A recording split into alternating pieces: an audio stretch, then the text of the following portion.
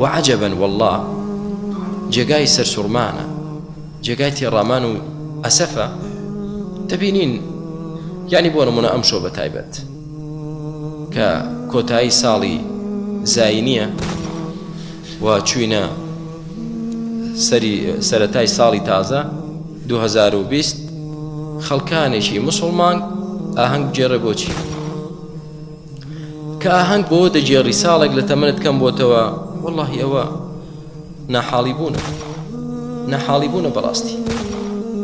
یعنی چۆن ئینسانی عاقڵ دڵی بەوە خۆش بێ کە ساڵێک لە تەمەنی کەم بۆوە بەرەو مردن ڕۆیشت. چۆن من دڵم بەوە خۆش بێت ساڵێک لە تەمەنم کەم بێتەوە؟ چونکە حیسابکردنەکەیان عەکسیە، بەعەکسەوە سەیری قەزیەکە دەکات.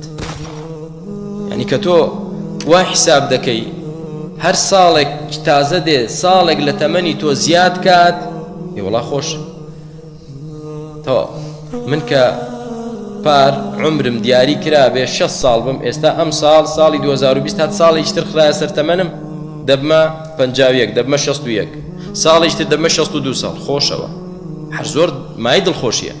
بەس تۆ ساڵ بە ساڵ لە تەمەنت کەم دەکا، یعنی عەدی تەنازولیە، دڵت بەچی خۆش؟ ئەوە کە هەندێک کەس هەر دەچێ و حەفلەیە و تێکەڵیە و هەڵپەرچێ و دڵی بەوە خۆشە ساڵ تەواو بوو ساڵی تازە هات. چی ئەنجام داوە لە ساڵی ڕابردوو؟ دڵت بەچی خۆت خۆشە لە ساڵی ڕابردووت کە کردوت؟ بەچی یعنی بەچی دڵت خۆشە کە ئێستا ئەم شۆ بگەڕێتەوە لای خوا؟ یعنی بەچی دڵت خۆشە؟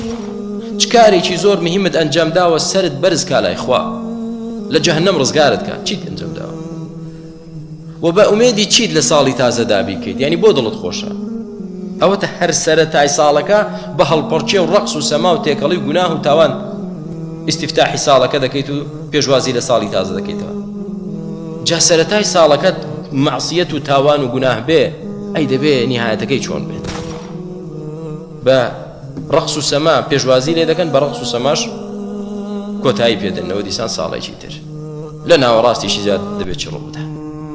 ئەی ئەوانەی کە بە عەقیدەوە دەیکەن ئەمە ساڵی لەدایک بوونی عیسای کوڕی مەریەمی کوڕی خوایە، عیسای کوڕی خوا، ئەوە کوفرە والعیاذ بالله. عیسا لای ئێمە عەبدی خوایە، لای ئەوان کوڕی خوایە و مەریەم ژنی خوایە. ئێوە کوفرە کاک. کەواتە ئاهەنگ بەچی دەجێڕیت؟ دڵت بەچی خۆشە؟